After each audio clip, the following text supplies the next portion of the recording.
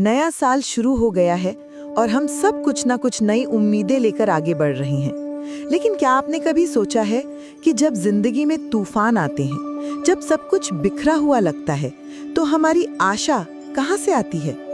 आज हम विलाप गीत के 3 अध्याय की कुछ खास आयतों के जरिए समझेंगे कि कैसे परमेश्वर की दया और न्याय हमारे जीवन में एक अटूट आधार बनते हैं। विलाप गीत 3 आयत 31 से 35 तक का ये अंश हमें बताता है कि प्रभु हमेशा के लिए किसी को त्याग नहीं देते।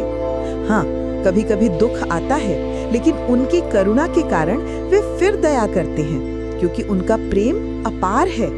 वे मन से किसी इंसान को दुख नहीं देते, न ही किसी को परेशान करते हैं।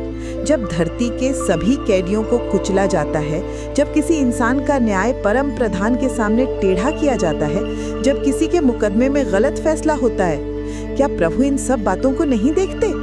ये शब्द सिर्फ पुराने जमाने की बातें नहीं है। आज भी जब हम अपने आसपास अन्याय देखते हैं, जब लगता है कि गलत लोग जीत रहे हैं और सही लोग पीड़ित हो रहे हैं, तब ये आयतें हमें याद दिलाती हैं कि परमेश्वर का न्याय अभी भी जिंदा है। उनकी नजर हर गलत काम पर है और उनकी दया हर सच्चे दिल तक पहुंचती है। इस नए साल की शुरुआत में यीशु की बेटी, हमें ये समझना जरूरी है कि आशा सिर्फ एक भावना नहीं है, ये एक विकल्प है।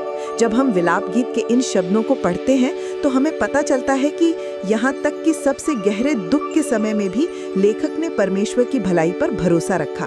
उन्होंने कहा कि प्रभु की दया हर सुबह नहीं होती है, उनकी वफादारी महान है। आज के ज़माने में जब हम सोशल मीडिया पर हर दिन बुरी खबरें देखते हैं, जब लगता है कि दुनिया में सिर्फ नफरत और अन्याय ही बढ़ रहा है, तब ये आयतें हमें एक अलग नजरिया देती हैं। वे हमें बताती हैं कि परमेश्वर का प्रेम किसी भी परिस्थिति से बड़ा है। उनकी करुणा हमारी गलतियों से भी बड़ी है और उनका न्याय हमारी समझ से कहीं ज्यादा परफेक्ट है। लेकिन यहाँ एक बहुत इम्पोर्टेंट बात है। ये आयतें हमें पैसिव बनने के लिए नहीं कहती, बल्कि वे हमें एक्टिव कंपैशन के लिए प्रेरित करती हैं। जब हम जानते हैं कि परमेश्वर न्याय और दया के परमेश्वर हैं, तो हमारी जिम्मेदारी बनती है कि हम भी अपने जीवन में इन्हीं क्वालिटीज को रिफ्लेक्ट करें। हम भी दूसरों के साथ न्याय करें, दया दिखाएं और उम्मीद का कारण बने। इस साल जब आप किसी मुश्किल सिचुएशन का सामना करें, तो याद रखिए कि परमेश्वर आपको हमेशा के लिए नहीं छोड़ देंगे। जब आप किसी के साथ अन्याय होते देखें, तो जानिए कि प्रभु की नजर उस पर है।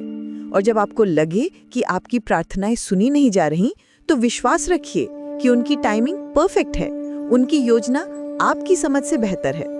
ये नया साल आपके लिए सिर्फ कैलेंडर चेंज नहीं है, ये एक नया अवसर है परमेश्वर की दया और न्याय को अपने जीवन में एक्सपीरियंस करने का।